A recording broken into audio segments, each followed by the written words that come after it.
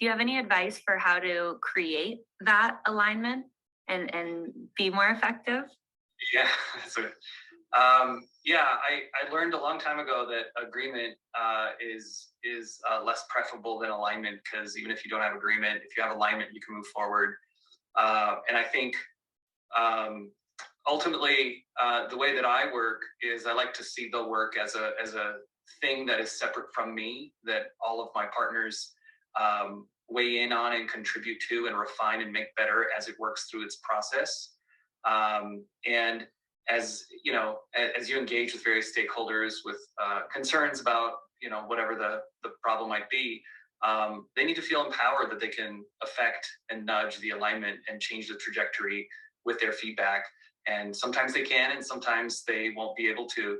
But having that open channel communications and that honesty, it really goes a long way into creating alignment. Yeah, I personally, I've had multiple personalities to deal with, and I myself, I'm not easy. So going through that route, it's been where if I know that somebody's giving me a lot of pushback, one of the things I do is create a one-on-one to see what the concern is. If you see yourself, like Raz was saying, as a service provider, then you're actually helping and counseling your team. You have to put that hat on thinking you're like the glue that brings everybody together, and that makes a lot of things happen. You can't see it as I'm going to gain personal, you know, anything, not, you know, you don't expect to be recognized. You don't expect to say, oh my gosh, my page is on, you know, my face is on the news because I released this product. No, it's, you're a service provider to others, and as a team, you make this happen. And when you approach it that way, you can get through agreements more than alignments a lot faster.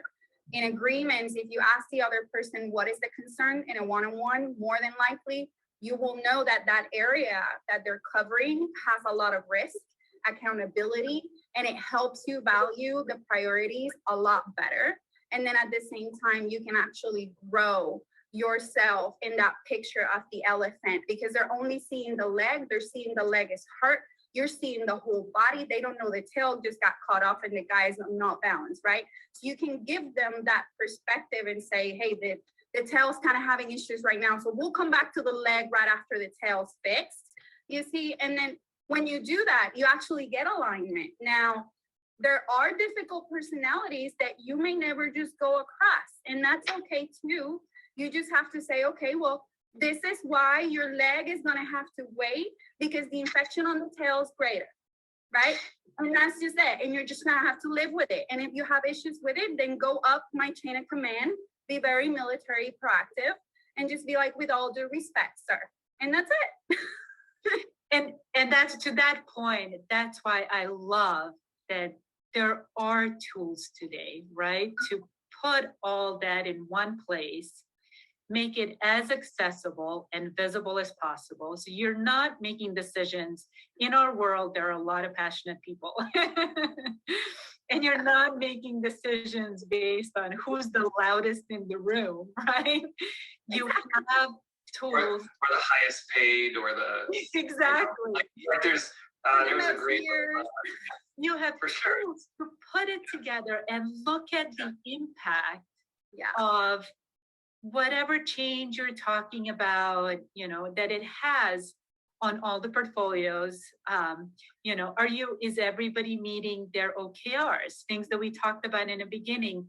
Is that happening? Do we need to adjust based on that? It's not based on opinions. It's based on solid data and facts, so that you can build a relationship and not focus on how do I get through to this person. Yeah.